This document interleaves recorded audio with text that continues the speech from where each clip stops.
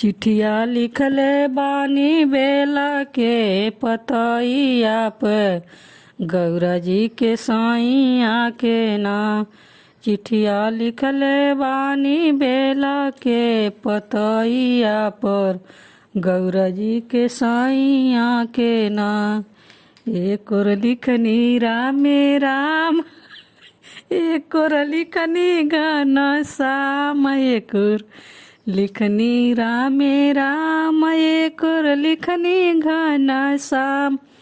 बिचवा लिखले बानी नाम देवी मैया जी के गौरा के सैया जी के ना।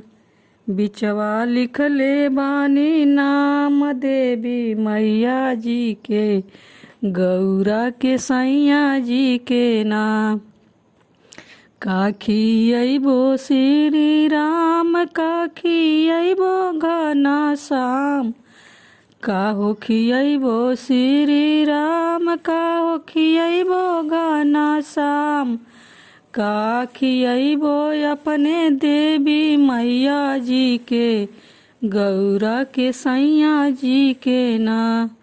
काहो खियबो अपने देवी मैया जी के गौरा के सैया जी के ना। चिट्ठिया लिखले बानी बेला के पतइया पे गौरा के सैया के ना। चिट्ठिया लिखले बानी बेला के पतइया पे गौरा जी के सैया के ना। चिट्ठिया लिखले बानी बेला के पतइया पे गौरा जी के सैया के ना।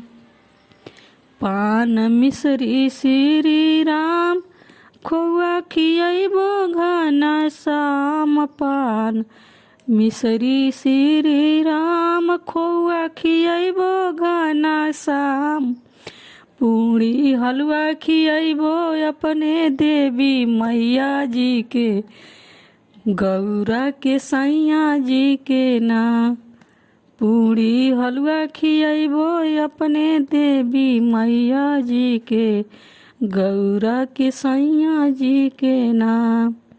चिट्ठिया लिखले बानी बेला के पतइया पर गौरा जी के सैया के ना।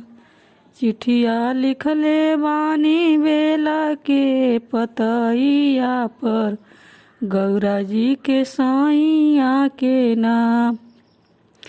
कहाँ झुलइबो श्री राम, कहाँ झुलइबो घना श्याम। कहाँ झुलइबो श्री राम, कहाँ झुलइबो घना श्याम। कहाँ झुलइबो अपने देवी मैया जी के गौरा के सैया जी के ना।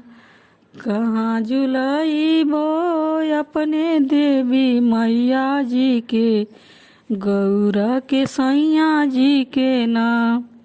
चिट्ठिया लिखले बानी बेला के पतइया पे अपने देवी मैया के ना।